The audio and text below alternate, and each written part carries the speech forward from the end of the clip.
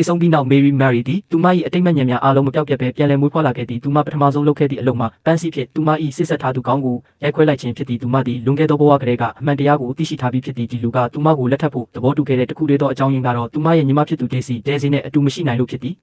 Daisy ရဲ့နှလုံးသားကိုမသိမ့်ပိုက်နိုင်ခဲ့တာကြောင့်သူဟာ Mary ဘက်ကိုအစားထိုးလက်လာခဲ့ခြင်းဖြစ်သည်ထိုနည်းဖြင့်သူသည် Daisy နဲ့နီးနီးကပ်ကပ်ရှိနေနိုင်တယ်လို့သူ၏မာနကိုလည်းကာကွယ်နိုင်မည်ဖြစ်သည် Mary အိမ်ပြန်ရောက်တဲ့အခါသူမဟာ James နဲ့စစ်ဆက်ထားတာကိုဖျက်သိမ်းခြင်းတယ်လို့သူမရဲ့မွေးစားမိခင်ကိုချက်ချင်းပြောခဲ့သည်သူမရဲ့မွေးစားမိခင်ကသူမကိုလှည့်တောင်မကြည့်ခဲ့ပါဘူး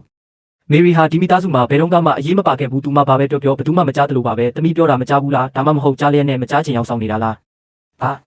ပြီးတော့သူမဟာလှည့်ထွက်သွားခဲ့သည့် James အိမ်ပြန်ရောက်တဲ့အခါမင်္ဂလာဆောင်ကိုရွှေဆိုင်တင်တယ်လို့ Mary ရဲ့မွေးစားမိခင်ကိုပြောခဲ့သည့်ထိုအခါမှသာသူမသည် Mary အတီးပြောနေခြင်းဖြစ်ကြောင်းသဘောပေါက်သွားခဲ့သည်ဒါပေမဲ့ James ကတော့ Mary စိတ်ဆိုးနေုံတင်ပဲလို့ထင်နေခဲ့သည်သူမကိုစိတ်လျှော့အောင်ချော့မော့ပြီးမှမင်္ဂလာဆောင်အကြောင်းနောက်မှပြန်ဆွေးနွေးလို့ရမယ်လို့သူယုံကြည်နေခဲ့သည်အဲ့ဒီအချိန်မှာပဲ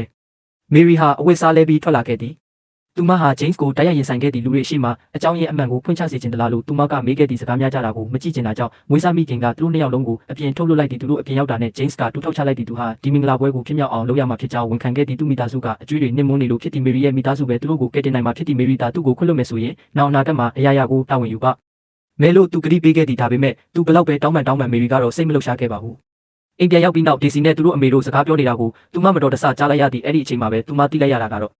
Daisy အမှန်တကယ်ချစ်ရတဲ့သူဟာအင်အားကြီးမားတဲ့ Crown Group ရဲ့ဒုတိယမြောက်သား Henry ဖြစ်နေခြင်းပင် Mary ရဲ့စိတ်ထဲမှာအစီအစဉ်တစ်ခုချက်ချင်းပေါ်လာခဲ့သည်မကြခင်မှာပဲသူတို့အမေက Daisy နဲ့ Henry တို့ကိုမျက်မမြင်ချင်းတွေ့ blind date ဖို့စီစဉ်ပေးခဲ့သည့်တိုက်ဆိုင်ပဲ Mary က Henry ရဲ့ဝမ်းကွဲမောင်နှမတစ်ယောက်နဲ့တငယ်ချင်းဖြစ်နေခဲ့သည်သူမကတဆင့်ချင်းတွေ့မဲ့နေရာကို Mary သိရှိသွားပြီးအချိန်မတိုင်မီကြိုတင်ရောက်ရှိနေခဲ့သည်